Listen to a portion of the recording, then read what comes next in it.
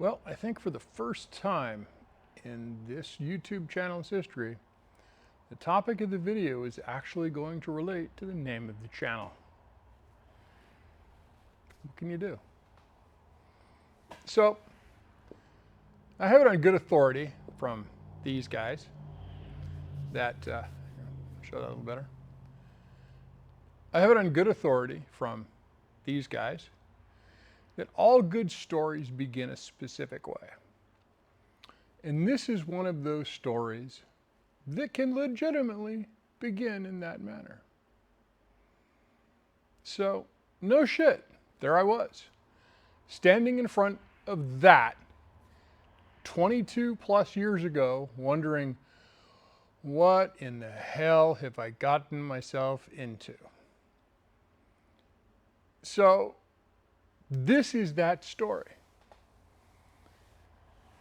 In spring, early summer of the year 2000, my best friend Robbie and I went to the Olympic Air Museum in Olympia, Washington to photograph their collection.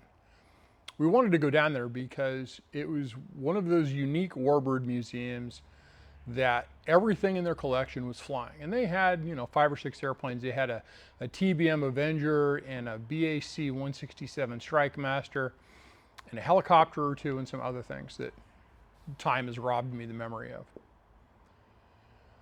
And as we're wandering around outside, I notice this wrecked aircraft fuselage sitting in a big yellow steel frame. And I'll kind of fold in a photo of that here. Probably, nope, not there. There-ish somewhere. And it was familiar, but it was so out of context that I really couldn't identify it on my own. I stuck my nose over the canopy rail and I saw a very distinct air vent in the center console. It just driving me nuts because I knew what it was, but I couldn't think of the name of it. And it was making me crazy. So I called Rob over and had him look, and he wasn't coming up with anything either. He knew it was familiar, had no idea what it was. So we wandered into the docent's office at the museum and asked her what it was. And she dug through some papers and she said, well, it's an F-15. And we're all, really? It's an F-15. This is very cool. We've never seen one like this before. And I asked her, what were they going to do with it? And she said that, well, they'd originally got it in order to turn it into basically a trailer display. Their intent was to put it on a trailer, restore the inside visually, and charge people a small fee to have their photo taken in it to help contribute to the museum. And they discovered in pretty short order that finding the parts to do even a decent visual restoration of that cockpit was completely outside the amount of time they had, and outside any budget they had for the project. And she said that instead they went ahead and used a full-length fuselage section they had of a T-28 Trojan, and they went ahead and they painted it and restored it, and that's what they were going to use as their trailer display. And I went, well, okay, are you guys interested in maybe selling it? And she told me that they didn't own it. And I went, okay, well, could you give me the phone number for the guy that owns it? And she declined that, but said, I'll reach out to him for you and give him your contact information. And that's the best I can do. And I understood, she didn't want some rando off the street getting information that could potentially cause problems for the museum. So Rob and I, ran off and went home. And later on that afternoon, I got a phone call from a very nice gentleman named Larry. And Larry lived local to me, and he was the guy that owned the F-15. And we talked about it and how he acquired it and things like that, which was kind of interesting. He actually got it out of Boeing surplus, of all places, many, many, many years ago, somewhere in the early 90s, I think he said. And I could be completely wrong. It's been well over 20 years since we had this discussion. But I finally said, hey, you know, are you interested in selling it? And he said, yeah. And I went, okay, how much? And he says, I don't know, make me an offer. And I start thinking like an absolute madman, how much debt can I acquire or afford to acquire at this point in my life? And how much cash do I have? And I'm thinking, well, I better give him a good offer. He's going to blow me off. And I said, how's $1,500 sound? And almost immediately he said, sold. And I went, really? Okay, that's good. And he says, but that doesn't include the yellow frame. There's a lot of money in that steel that I could use for other projects or recycle it. And I said, hey, no problem. I don't have any interest in that yellow framework at all. I'm really interested in the fuselage itself. So I said, take a check. And he said, sure, no problem. And he gave me directions to his house. And it turns out he lived like maybe 10, 15 minutes away from me. And this guy was interesting. I pull into his driveway and I immediately am absolutely impressed by his idea of yard art. You know, most people have bird feeders or topiary displays or something like that.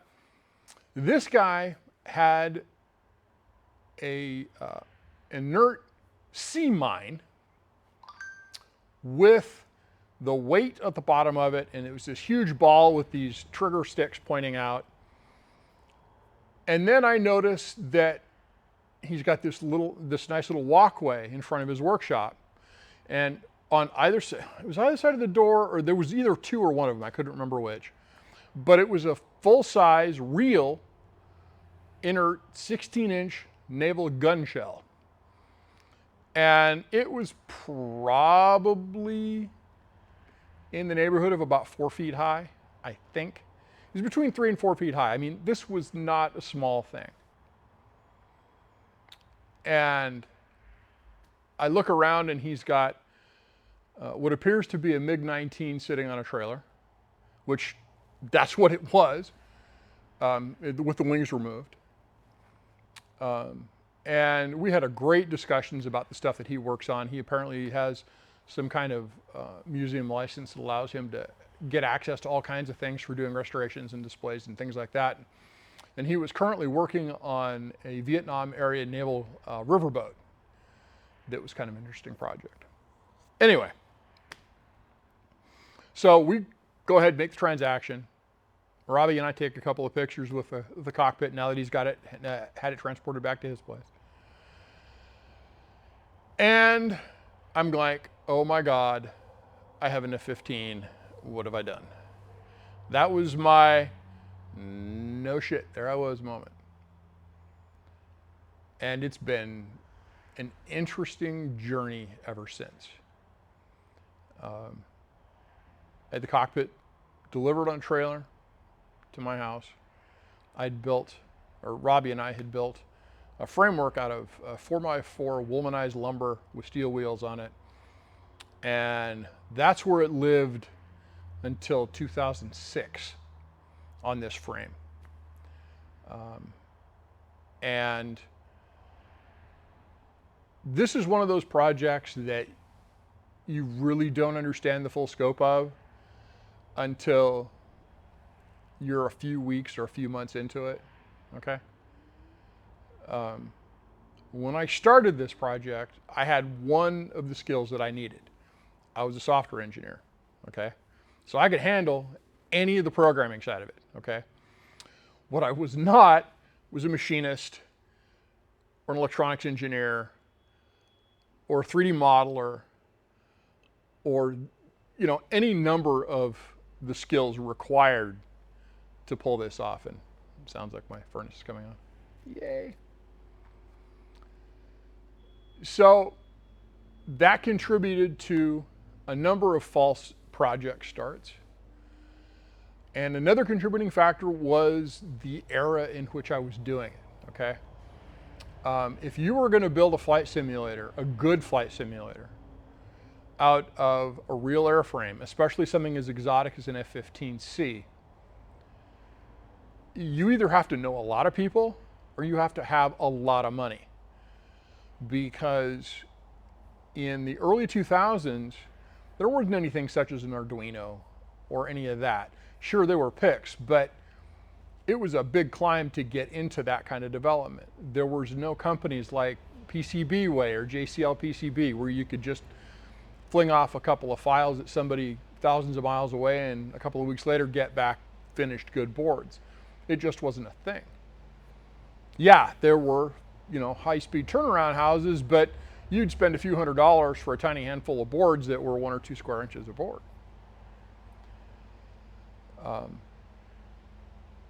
And the video technology at the time for doing scene generation sucked, realistically. When it came to a PC, it sucked.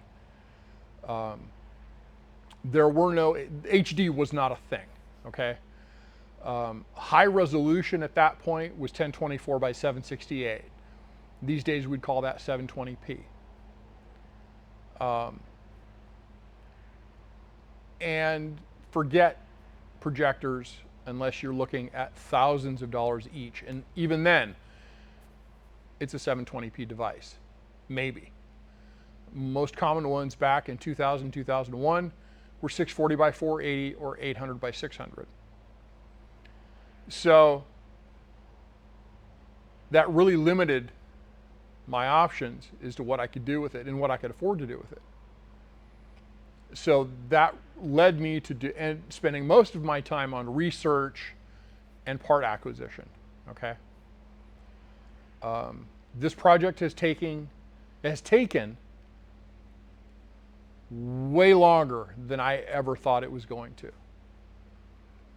And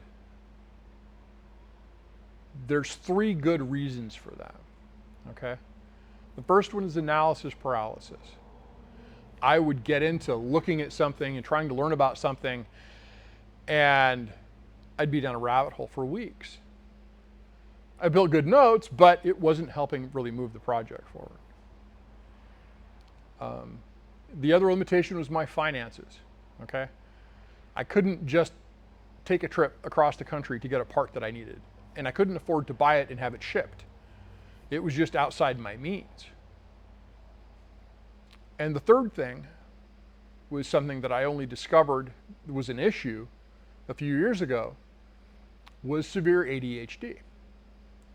Now this makes for a really good software engineer, but it makes for a completely trash project manager. And this was a project that needed to be managed.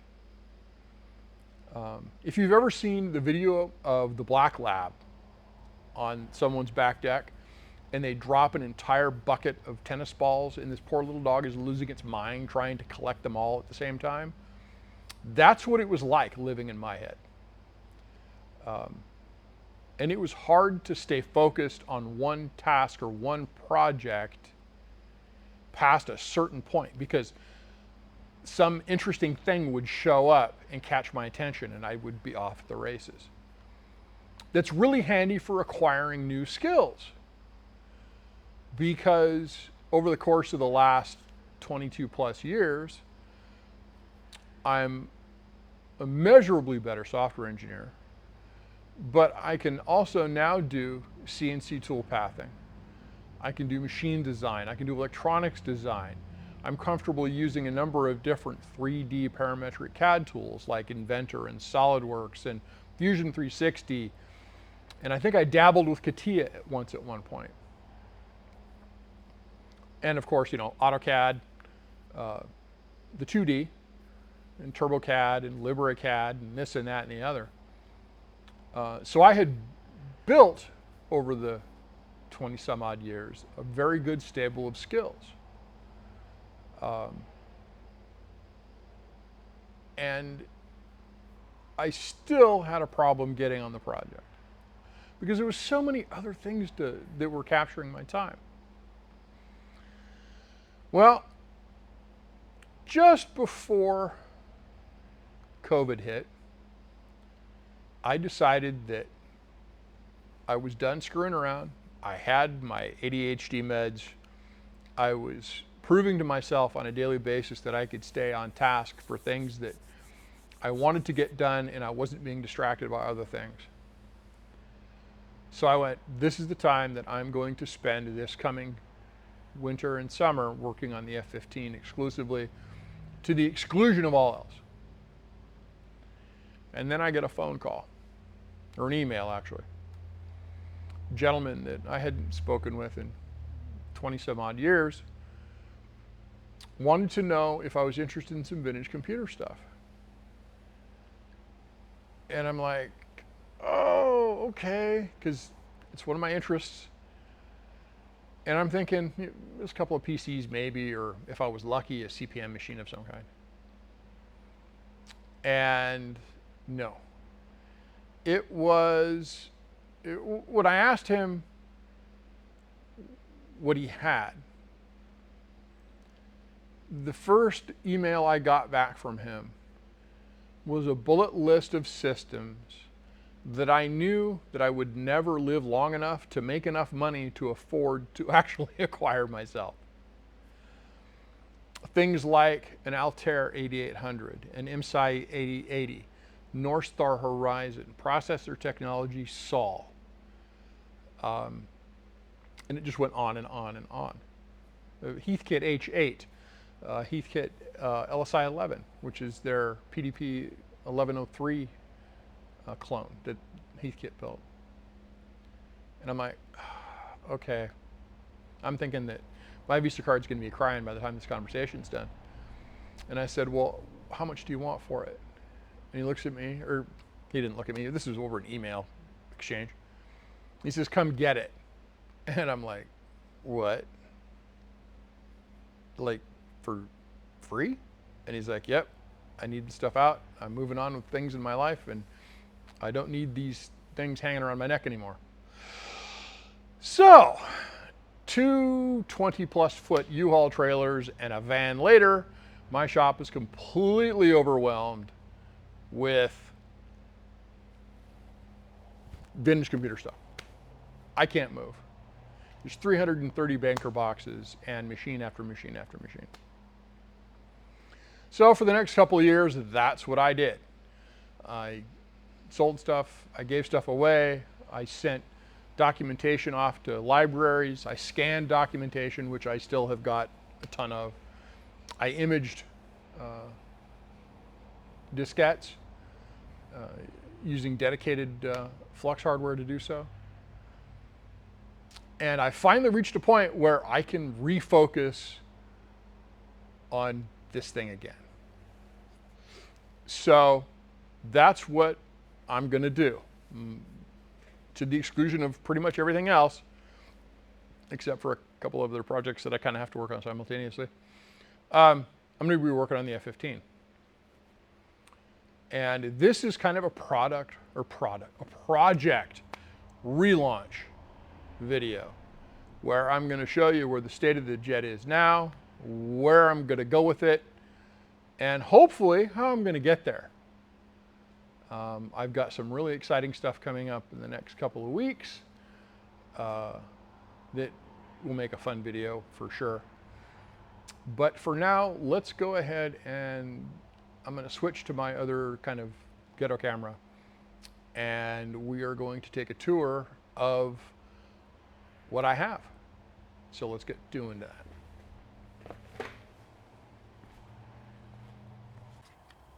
Okay, so we're going to start at the nose.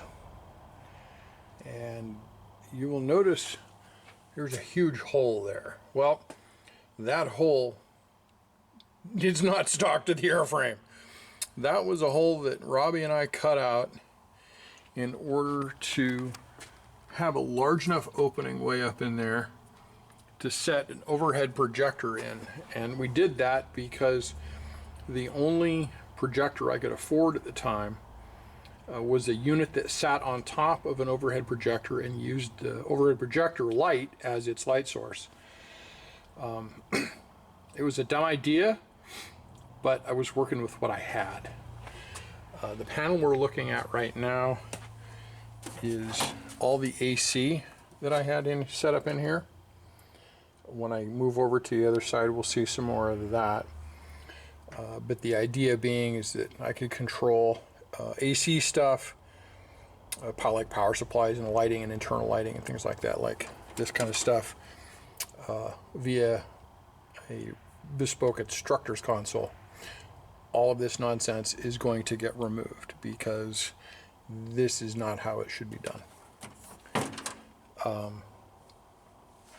These lower bays here for avionics, I originally had wiring boards for to connect to the R&R Electronics Epic board for switch decoding.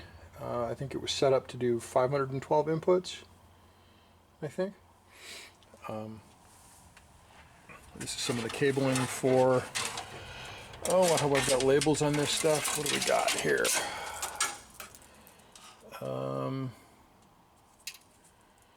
It says, right, BEK? Oh, right brake. Okay, yeah.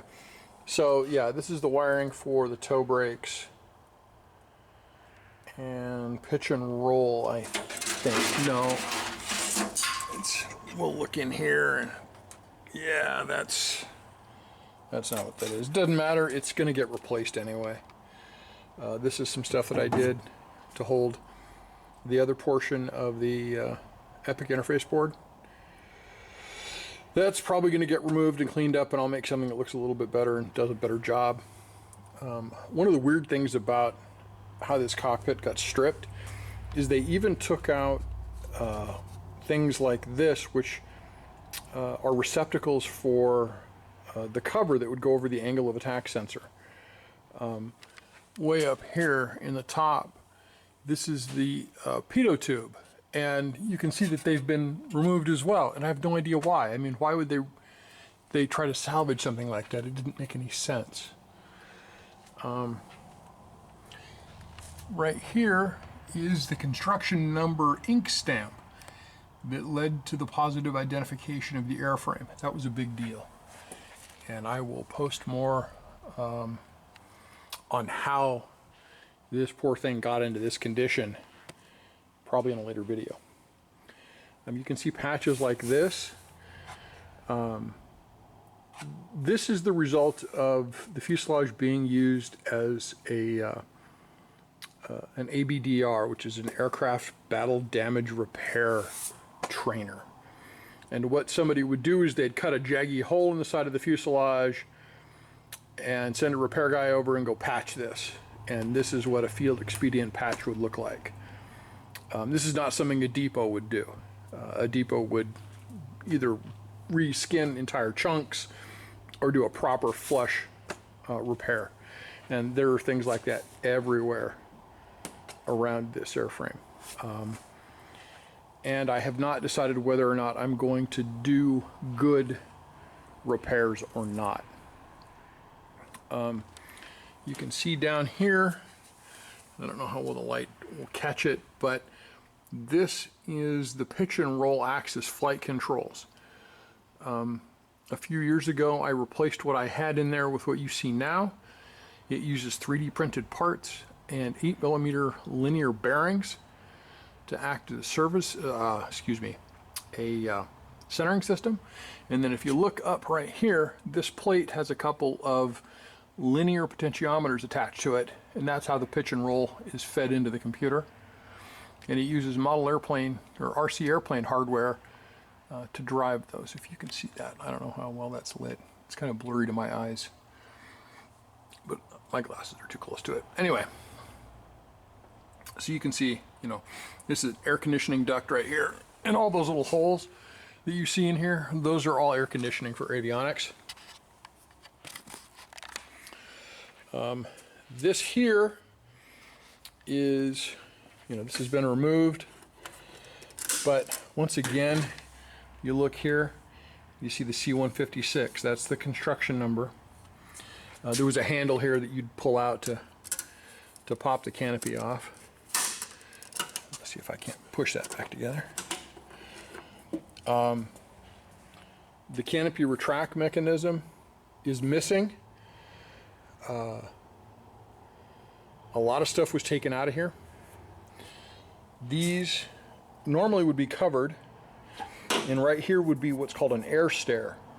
And how that would work is when you were getting out of the jet, you'd punch your boot into here and step on this, and that would release the air stair out of there, and then your foot would hit here, and then there was fold out pegs that would come down, and it would have to manually be risen up, I think, or raised up. This is how to help climb into the cockpit if you're using the air stair to get into the airplane. This is the original silk screening paint on the airplane. This is stuff that Rob and I did. This is the wrong color. This is close to the right color. We didn't know any better at the time. I was working with what I had. This was not part of what I got. This is something I got off eBay. As you can see, it's been toasted pretty well. This was in a fire, but it is the correct part. I will need to do some fiddling to repair that, so at least it pops out and appears to function properly. All of this is going to get replaced. This was accidentally sanded off. I was really mad at Robbie about that. This was a huge hole. I mean, just an enormous hole. And if I can find the photograph of it, I'll show you. This is Bondo and particle board. It's not an aluminum patch. Again, neither one of us were metal workers or aluminum people or aircraft maintenance people. We didn't know anything we were doing. We were just doing what we could with what we had. Original stars and bars in the airplane. I think this is another ABDR patch. In fact, I'm almost positive it is. I don't know what the deal is with this. It may have mounted to something else or had something attached to it or something. I'm not sure. The folks that were using this cockpit after it was wrecked used it after it was battle damage trainer, used it for the Tactical Life Support System program, and it was basically a lab rat at Brooks Air Force Base in Florida, and that's the only information I've been able to get on it so far. So one thing you'll notice is I've actually got a canopy on it. This was given to me by a guy that collects aircraft stuff in 2011. When I got it, I didn't know if I was going to live long enough to enjoy it, because at the time I was going through chemotherapy for stage 3 lung cancer. So survived that, yay. And I also have a spare windscreen that I got from him as well. You can see the back of it. This is where the fuselage broke off when it slammed into the ground. And as you can see, I am missing a good chunk of the back end of it where the canopy hinges are. So I am going to need to do some fancy work to put hinges on that if I want to make the canopy operable. And I would like to do that.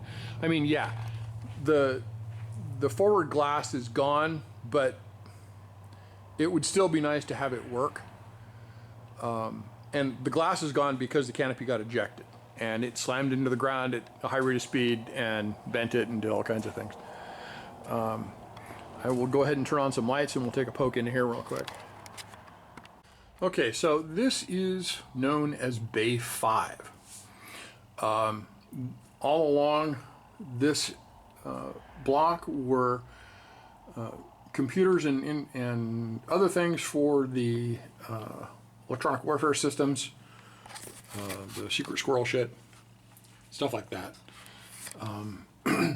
That plywood piece is something I put in there. I don't recall what now, for why I did it. I'm sure I had a good reason at the time. You can see there's a huge hole. That hole should not be there. The fact that that is a hole is a contributing factor to a problem I'm going to have with the canopy, because the canopy actually, when it descends, it moves forward 1.5 inches and engages some locking pawls that are on the airframe. And the mechanism that pushes the canopy fore and aft for that locking action is where that hole is. That's a problem. So I'm going to have to figure out a way to at least replicate the action it did, because there's no way in hell I'm going to restore it to how it used to be. I just don't have the parts. Over on this side, you can see that piece of yellow nylon hanging out there. That's where the canopy unlock and lock lever is at, or this is where the shaft for it went. And I'll show you that here in a little bit. And then these are boxes that I found on eBay. They're relay boxes that went into an F-15. They're real. They do absolutely nothing other than look nice. I may make some fake wiring harnesses so at least it looks like they're doing something interesting. And then the canopy here. The canopy has had all of the interesting bits removed from it, which again makes it difficult to, again, originally, and I'm going to back up here a little bit, right there, right here, that's where the hydraulic arm attached to raise and lower the canopy. And right up front there is where there was, it's called a mortar, and it was used to eject the canopy in the event of an ejection. And I'm going to build a linear actuator, and I'm going to put it right there to raise and lower the canopy. And I'm going to do that because, for one, I don't have the structure that it used to have, and that far forward it will require a lot less power to raise the canopy from that point. Okay, you figure the original one was its lift point here, but the hinges were right here, so it was a really powerful thing because it had to overcome that. I mean, there was no lever arm there really. It was that short. Okay, so with that being said, let's go ahead and we're going to swing over to the other side. Okay, so this is the right side. There's a little bit more going on here that I left in place, or the people that originally stripped it left in place. One of the things that is kind of interesting is this here. This is the rudder pedal interconnect. And there's this is basically a bell crank that passes through that bulkhead, and it goes all the way forward to the rudder pedals. And this is where I've got another linear pot for the rudder. And as you can see, it passes through a bolt, and there's an RC airplane push rod there. Whoops, an RC airplane push rod up in here. And I'm not sure what that thing is. Ow, but I left it there. It's got a sharp edge now. It's probably because it's been shot. Yes, there are bullet holes in this thing. I've picked lead from bullets out of it. And this is just more of the Avionics bays. This thing here is kind of interesting. This is something I found on eBay. It's installed where it would go on flight-worthy jet, and seems to be recording a maximum G for various time periods. These are all Hobbs meters, they're hour meters, but there's G limits listed, you know, it spent this much time at +3, this much time at +4.5, etc. And I thought that was kind of interesting. And let's reshoot that where you can see the damn thing. So this recorded maximum G that the airframe experienced. This is not the device for this aircraft. It came from something else. But as you can see, it's got G limits on it and it tells you how many hours it spent at those G loads, which is kind of interesting. And I think the It also lists the flight hours for the entire airframe at the top, but I'm not sure. Get that out of the way. Yeah, I thought that was kind of neat. I picked it up on eBay for real cheap and installed it, and there it sits. Oh, okay, just more bays. This is the other angle of index, or not angle of index. The AOA indexer goes here. More ABDR patches here and here. I don't know what I'm going to do to this side of the airframe. I may just leave it completely unrestored. I haven't decided yet. And over here is where I was doing work on power supplies. Those are all 5-volt power supplies. This thing drinks 5 volts like it's free. The reason for that is that all of the edge-lit panels are incandescent, and each one runs on 5 volts and draws at a minimum about 1.2, 1.3 amps for the smallest ones. So that's a lot of 5-volt power. Originally, they were driven off 5 volts at 400 hertz AC, and the panel for controlling the lights, the brighting dim, are actually variable transformers, which unfortunately I will not be able to use. Over here are some of the relays that I was using to control those power supplies, and that's where the main wiring thing comes in. I don't know if you can see it over here, but there's a huge cannon plug right there, and I built a wiring harness that plugs into that thing and controls all of that, which will be going away. Wow, I did a number on my thumb, didn't I? Okay, so let us go take a peek at the cockpit. Okay, we are looking at the right side console. The nav control panel is removed right now because I was taking pictures of it, and it's now sitting in a storage bin. But the wiring harness you can see down there in that white wire, that is basically complete for those items, with the exception of the radio head or the nav head, because there's some special stuff I have to do for that, and it will be a standalone USB interface device and it won't depend on the other wiring harness. So let's take a peek inside there real quick. Okay, so this compass panel may or may not be accurate. I'm not sure. I've still got some stuff to do that I have to research to see if I can't figure that out. This is 100% scratch built. I didn't have one of these. And this is one of the things, one of the tasks that I learned, or one of the skills that I learned over the years, is how to make a scratch built one of those and make it work and make it be right. The ECM panel is complete. That's a real one. Behind that is the panel for the chaff and flares, which is one I'll have to scratch build. I mentioned about the canopy arm.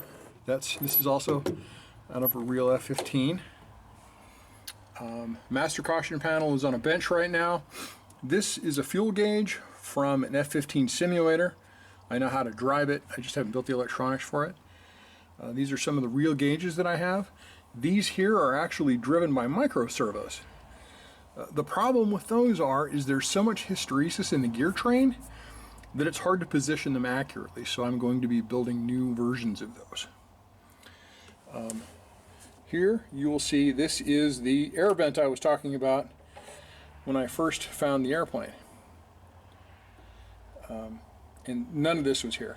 All of this is either parts that I found or made.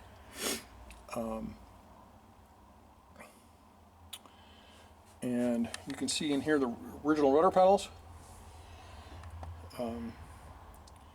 I got lucky, those were installed. They hadn't been removed. And that's the stick base. It goes fore and aft, left and right. It's kind of tight. I'm leaving blood everywhere because I'm still bleeding. Ugh. And then this is the left side console. It's empty right now, and I will show you why. I'm actually working on doing wiring for that. If you look down here, you see the two holes. Those are for cannon plugs, and I have the cannon plugs to fit those, and I'm building new wiring harnesses for them. You can't see that on this side, but that's what I was done over there as well. I'm just looking around. You see the huge hole here? That just, it kills me, but I'll have to repair it or do something about it. The ejection seat rails are not the right rails. These appear to be regular aluminum C-channel. If you've ever seen an ejection seat rail in an F-15, you know it's got either cast in or machined in features on the outside faces. This does not have it. These rails are also a little bit wider than the wheels, or the guide wheels on the Aces 2 ejection seat. So I'm not sure what I'm going to do there. I'm still thinking about that. And then, of course, we've got the canopy. This thing here is kind of interesting. This is basically it's a, let's get it right there. This is what inflates the seal in the cockpit. There's a button, there's a switch that used to be over here, and when the canopy would come forward and lock, using, when it come over and it would engage there, and it engages here, and this would compress, and when that switch closed, the system would inflate the seal, giving an airtight seal in the cockpit. Okay, let's hop out and keep going with some other things. Okay, so this is what's left of the instructor station that I had built in, I think, 2004. This was all controls for the relays and the power supplies in the system, master power, power indicators. And we'll go around here to the back. This is that cable I was telling you about. Huge, huge cannon plug sitting there. If I could get stuff in frame, it'd be a miracle, right? So I'll pop that down, and that is the wiring for all of that. And it's kind of a dog's breakfast, but for what it was doing at the time, it got the job done. And it's, exposed AC wiring, fun things like that. These are 48 volt power supplies. Nothing's going to happen with these. It's all eventually going to go away, I think. And this is how I am working on side console stuff. Get some of this out of the way. So when I'm working on a panel, I've got my cannon plug here. This goes into the floor that I pointed out earlier, and I basically manually route it to whatever panel I'm working on. And by the time I'm done, I'll be able to take all of this out, drop it into the jet, and all the links will be correct, and I'll be able to tie it down where it needs to be tied down and stuff like that. This panel was the first one that I ever built, and it's got hanger rash on it. That just irritates the hell out of me, but it is what it is. This is the most recent panel that I've done. This is a real radar that I completely rebuilt. If you take a look at the F-15C site, you'll see the latest blog entry where I finished that. This is also a from scratch panel. This is a from scratch panel. I don't think this is. I think that's real. Is that real? Yeah, that's real. Got a bit panel that's modern. The other ones had a space in here. Ground power, crypto, not sure what I'm going to do there. Anti-collision information lights. This is the data cartridge port. I need pictures of the cartridge that this fits in here. I can't find any references online at all, which is kind of irritating. This is the throttle quadrant, of course. These finger lifts are what help start the engines. When you lift it up, it engages the airframe mounted accessory drive and links that particular engine to the JFS, which starts the motor. And then I've got, you know, miscellaneous bits and pieces and stuff like that that I'm working on. But that's where it's at right now. My intention is to finish off the wiring for this. I have a radio head panel that goes in here that I have to finish. It's also going to be a standalone like the nav panel, so it won't be a part of this wiring harness. And I think that's just about it. I can't think of anything else that... Oh, I know what I forgot to cover. I forgot to cover the cool stuff. Hang on just a second. Okay, these are the cool things that I forgot to show you. So, what I have here is a real HUD, a real MPCD, and a real VSD. However, they're really not real. I say that because they don't have the original guts in them anymore. This unit has a 5-inch monochrome CRT in it, and as you can see here in the back, I've got a VGA input on it, and these are power wires. The contents is basically completely empty in there. The next thing here is the VSD. This is a sore point with me. And I say that because while it has a monochrome VGA display in it, it should be color. I couldn't find one the right size, so that's what I had. But again, this was done in 2003.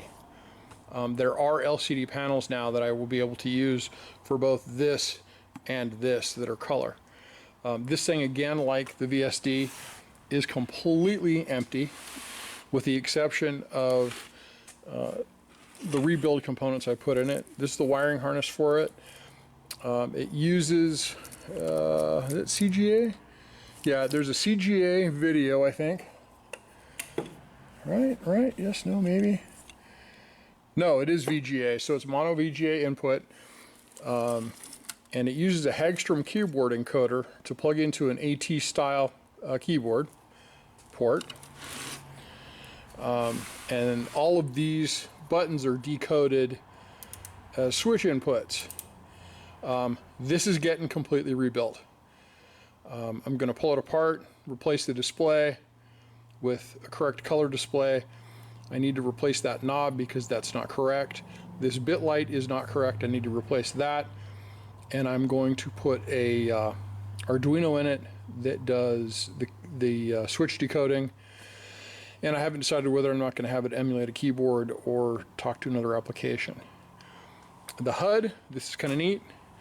It's a real HUD. However, it will never HUD again. And there's two very good reasons for that. First, this thing was nearly completely destroyed on the inside when it was wrecked. I don't know if you can see it through my fake combiner lenses. These are made out of 1/4-inch acrylic, they're fake. But there's a main mirror in here that's basically rattling around free on the inside. It broke free on impact. And this, again, is something that pretty much doesn't have any electronics in it. In fact, you'll notice the holes back here.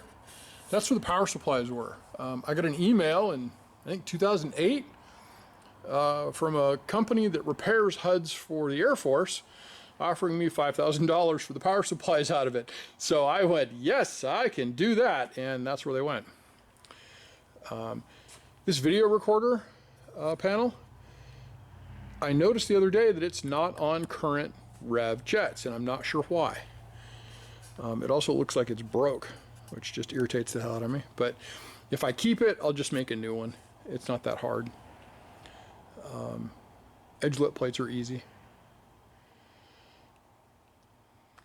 And that's pretty much it. I want to show you what I'm looking forward to or on the navigation panel next. So let's take a look at that real quick. So this is the nav head. It controls all kinds of stuff, but it displays latitude, longitude, and things like that. It uses incandescent 7-segment displays instead of regular LEDs, which is kind of neat. But I don't have the whole box. I only have the top. So making these displays and the keys and things like that work are going to be interesting, because this is the mess that I have to deal with.